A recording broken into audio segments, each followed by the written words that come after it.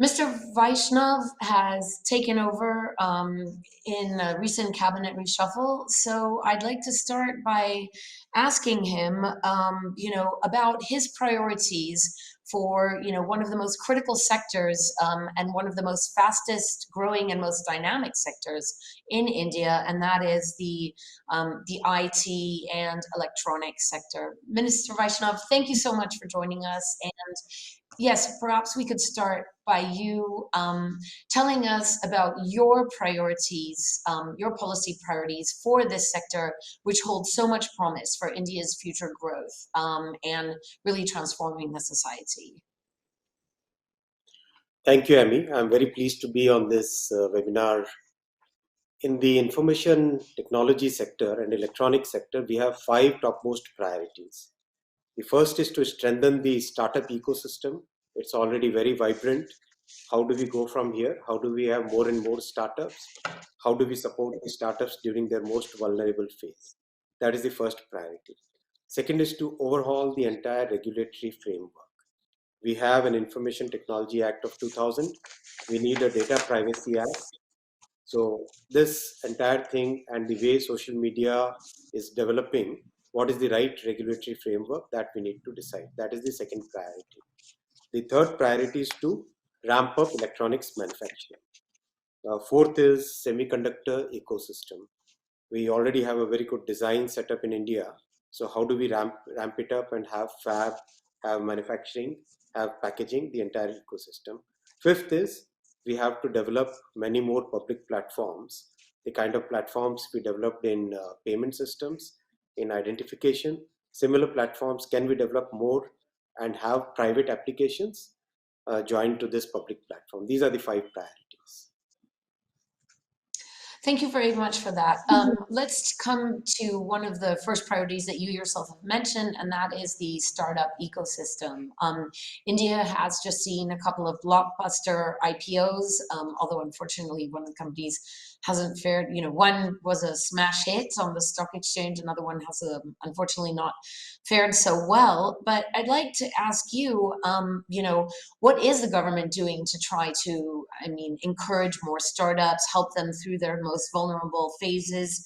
And what do you think the next generation of successful tech unicorns are going to look like? Do you see certain areas where you think there's going to be a lot of growth and, certain sectors? And how is the government trying to encourage innovation? So we have about 50,000 odd startups in India now.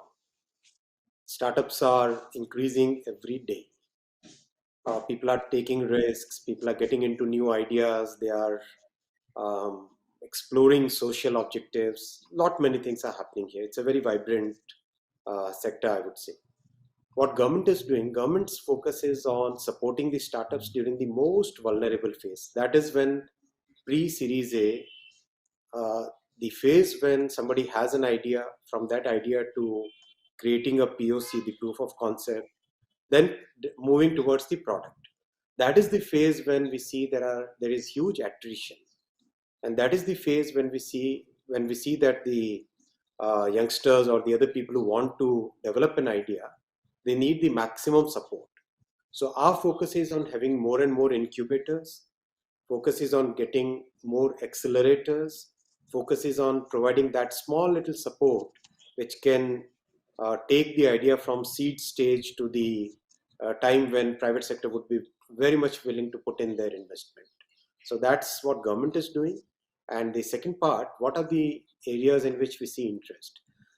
Whole framework, the whole spectrum. One can see interest of youngsters in AI, in machine learning, in IoT, in Industry 4.0, in social sectors like health sector, lots of interest in reaching the services to the people who are really, really excluded from the mainstream. So there's a lot of interest in the entire spectrum. Okay, so another area that's of course of hot discussion, not just in India but around the world, is the question of social media regulation, the regulation of social media, and trying to achieve the balance between, free speech and at the same time stopping inflammatory speech and misinformation. The Modi government did bring in a law that was intended to try to do that, but the law has been controversial and challenged by many media organizations, in fact, which felt that it was a serious impingement on basic rights of free speech. I'd like to ask you, what is the government's view about the need for the balance between, in social media regulation? What is the kind of plan going forward? Is the government going to battle over this law for a long time in the courts, or are there new proposals planned? What's a kind of approach to the tricky issue of social media regulation? So we see social media as a very important means of communication, means of spreading information, means of consuming variety of things like news, means of consuming entertainment. So it's social media is today ever present, omnipresent. Now the question is, what is the level of trust between the users and the platform? So the way we look at things is we need to reinforce that trust. So let's say somebody wants to spread a information which is totally inaccurate, but that information can have huge impact on the way people behave. So do we want to create a structure, a regulatory framework where such an attempt can be stopped right away? Is that Would that be considered as in a way trying to reduce the freedom of speech, constrain the freedom of speech? We see that there has to be a balance, the balance in which the consumer and the trust that is implicit on the social media platforms today is properly reinforced, and that would come with a lot of self-regulation. Wherever self-regulation is not sufficient, government would have to intervene, in our opinion. We are very clear in this. We are putting the people at the focus. Putting the people at the focus, how do we make sure that technology is not misused? Technology is put to the use that it is intended to. And we all know that the impact on our society, both the good part of it and the bad part of it, both the things have to be balanced properly. Are you looking at the introduction of new laws, or are you, is because the current law has been put in abeyance, at least in a certain degree for some organizations? Are you looking at new laws? Are you looking at possible changes to the existing law? So the data privacy bill is the first step in improving the regulatory framework. As we discussed right at the beginning, overhauling the regulatory framework is a very important priority for the government. So data privacy bill will set that process in motion, right? Yesterday, the Joint Committee of Parliament has already completed its deliberations on the bill. They will be presenting that bill to the Parliament, and after that, there will be debate, and finally, that bill should hopefully get converted into a law in this forthcoming session of the Parliament. Besides that, the Information Technology Act is the second part, which is very important piece of this entire framework. That is of 2000 vintage. 2000, there was nothing like a social media, right? The platforms came much later. So we need to overhaul that also, and that will be an exercise which we will start after we place the privacy bill in place. Okay. As we become more dependent on internet infrastructure and social media, there's also growing concern about, threats of hacking and other kind of cybersecurity threats. What is the government doing to tackle the increased cybersecurity threats that may be generated by, the increased digitalization of both government, business, and social communications? So that's a very, very big challenge all the governments across the world are facing. See, the first thing that we are focusing on is educating the people, educating the users. See, end of the day, if we have a good password, if we have proper antivirus, firewalls, the systems properly installed, a reasonable part of the threat can be mitigated. Second is to have a unified command and control kind of setup in which various agencies which are working on this sector needs to properly integrate. There must be proper coordination. And third is the agility with which the people who are perpetuating such threats are countered. And for that, we are involving the startup ecosystem, we are involving the academia, we are involving the industry, and lots of initiatives are there which basically how do you quickly identify the threat and how do you rapidly respond to it, and also in the process build up the systems. So that's where the focus is. Lots of work is happening on this and lots of effort is going into. On a slightly different tangent of cybersecurity, there has been some concerns in India raised recently about possible surveillance of citizens through the use of very high-tech systems like Israeli Pegasus system. I wanted to ask you how the government sees the balance of ensuring national security, legitimate national security interests, while also ensuring citizens' legitimate privacy. I believe that you said that anything that's been done is within the law, but critics also note that, you know, the laws are very broad and more or less allow almost anything to be done. So how, you know, how is the right balance going to be struck in India on these things? So we are a vibrant democracy, right? We have a parliamentary system. We have a very active, very, you know, so the entire judicial system is always observing, right? So in that kind of framework, whatever the system is doing, whatever we are doing as government is precisely as per the framework which was set by the Supreme Court of India. So the law was basically set by the Supreme Court of India. So, and end of the day, we have to follow the law. That law, in my opinion, and if you can read it, you can study it. It's laid down in where it's like absolutely clear, very clearly laid out that balance between privacy and national security is very well struck in that. So that's the that's the thing that we need to follow. Okay. I'd like to remind our audience to send in their questions for the minister. I have some more for him, but we'd also really like to hear from you. So please use the chat box to send in your questions. Sir, it's obvious that all the kind of things that India wants to achieve with digital technology and tech startups finally depends on strong telecoms infrastructure.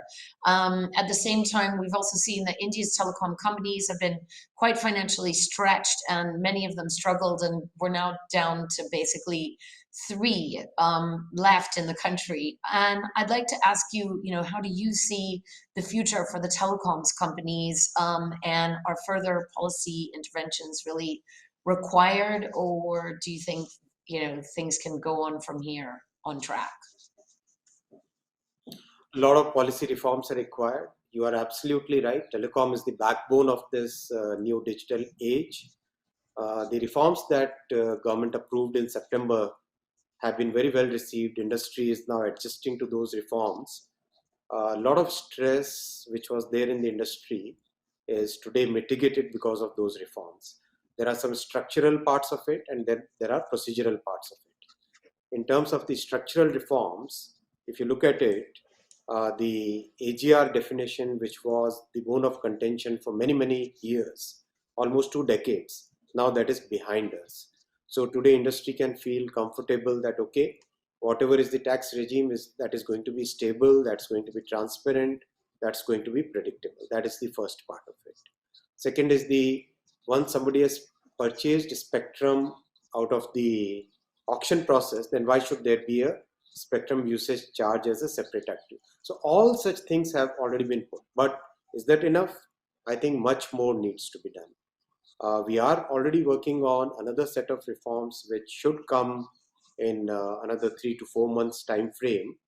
So with that, I think the industry would get a significantly fair and reasonable level of regulatory framework. That's not enough. I think a lot more needs to be done in terms of developing our technology, in terms of telecom manufacturing, in terms of making sure that the 5G spectrum is quickly auctioned, rollout happens. So lots and lots of activity in the telecom space, I would say. You mentioned the 5G auctions. Can you give us any sense of, when those might take place finally and what the outlook is for them? So the system that we follow in India is we have a regulator called Telecom Regulatory Authority of India. We call it TRAI. So TRAI basically does a very extensive consultation with the industry, with all the stakeholders. So reference has been made to TRAI for 5G spectrum auctions. They have already started the consultation process. The process should end somewhere in February, March timeframe coming year, next year. Then the auction process will basically be in the Q2 of calendar year 2022. Okay. I'd like to also ask you, I mean, you are a minister and you've had a career as an IAS officer, but as we were discussing earlier, you're perhaps one of the few IAS officers who, left the bureaucracy and the civil service in order to set up your own private enterprises, start your own startup companies. So I would like to ask you as, before we turn to the audience questions about what were your experiences in the private sector as, and what lessons do you think you learned from your experience as an entrepreneur setting up a company that you are now bringing to your position as, in the government of India as a minister, especially dealing with startups? So in the private sector, the challenges are very different, and the constraints that you face, constraints of cash flow, constraints of meeting the deadlines, the constraints of it's a great discipline which one learns. The focus on execution is huge in the private sector, so that is a great learning one can bring to the way government functions. And I'm very happy to admit that I learned a lot during that experience. It was a great experience. I've been a risk taker all my life, so this was good experience, and I'm very happy that in the government sector one can make a huge difference in the lives of a large number of people. So that is a very satisfying. Okay, so I'm going to turn to audience questions that are starting to come in, and others who have some, please send them in the chat box. Some of these are not so much questions as comments, but I'll run them by you for your response. Somebody has said, "Sir, startups need concrete assistance on the ground. There's a scheme of providing collateral-free loans of up to 2 crores, but it doesn't really work as banks have so many hidden conditions. Can you please look at this and address this because this can create employment opportunities apart from enhancing the GDP. Maybe the question should be, what is the government doing to try to ensure that these schemes work better to support the startup ecosystem as elaborated at the beginning? So a lot of interface is there between our ministry, the finance ministry, and the commerce ministry. So definitely many of these feedbacks which we have received during the last previous interactions, we have taken up with the finance ministry. And recently SEBI has actually reformed based on the feedback which was received. There would be many more things which will come up, but any piece of feedback is welcome. We have a comment here that says Indians are extremely successful in other countries, becoming the CEOs and chief technology officers of many prominent US companies. What steps is the government of India taking to retain talent locally and ensure a fertile ground for Indians to become global champions, Indian companies? So since I've experienced these things, I can say with good authority that the more economic opportunities that we create in India, the more freedom we give to the industry, the more entrepreneurial energy we unleash, more such opportunities will come when people do not need to go to other shores. They can find the um, opportunity to work in the country itself. So that's the direction in which Prime Minister Modi is steering the country towards. removing the barriers which are there, legacy barriers, historical laws. So you would be surprised the number of laws that we have repealed runs more than 1,700 old laws, archaic laws, which had no use in today's world, have been repealed. In terms of the number of compliances, more than 18,000 compliances have been removed. So that is the kind of reform which is happening, which will show the results. And these are long-term structural changes which are happening in the economy. This is what will create more opportunities so that people, and of course, people must go everywhere, see the best opportunities, work here, work in US, work in UK, work in Europe, every place. Why shouldn't? We have a question. What is India's roadmap to 6G? We're not even at 5G yet, but some people are looking towards 6G. What is India's roadmap to 6G and quantum computing? Thank you for asking this. This is okay. So, India didn't have its presence in terms of technology for 4G or 5G, right? Prime Minister Modi had a very clear vision, and we started the development of 4G. Because until you develop 4G, until and unless you develop 4G, you cannot really transition to 5G. So 4G development is progressing very well. We should see, I made the first call a few weeks ago. It should be completed in time frame of January to February next year. In parallel, 5G development, which is the core software, that is already started. That will be completed somewhere like third quarter of next year. So by end of next year, we'll have the 4G and 5G suites ready. With that, the process of starting 6G, uh, we have already given a go ahead to the scientists and engineers who are working on it. So 6G development has also started. That will be seen somewhere in the time frame of 2024 or 2023 end, but the process has already started. So that's the direction in which we are going. We will have designed in India telecom software for running the networks, manufactured in India telecom equipment, served in India telecom networks which can go global and provide world-class services. So that's the vision with which we are working. Someone has noted that although India has a lot of unicorns, there's no policy on employment generation by a unicorn, and that some of these unicorns are just a few individuals with countries' wealth in their pockets. Do you think that there should be some kind of conditions of employment or policies to encourage, unicorns to generate employment? Okay, so the numbers will give the answer. About 48,000 startups are employing slightly more than 500,000 people. So it's a great employment generator already. Okay. Now, we are getting a lot of questions for you on your portfolio as the railways portfolio. So I think I'd like to conclude by asking you, this has been asked by many listeners who clearly want to know, how serious and realistic is the Indian government's commitment towards reaching the goal of 100% railway electrification by December 2023? Absolutely serious. The kind of work which is happening. So the railway electrification used to be like 700, 800 kilometers a year. It's now happening at a pace of close to 4,000 kilometers a year, which is humongous in terms of how much industry has to support, in terms of manufacturing, in terms of the contractors, in terms of the maintenance infrastructure.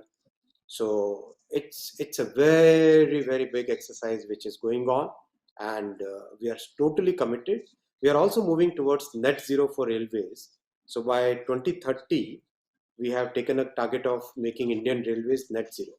So which basically would mean having about 70 gigawatt of renewable power. So it's huge. It's huge, and already we are working on it. So You should see a lot of action on it.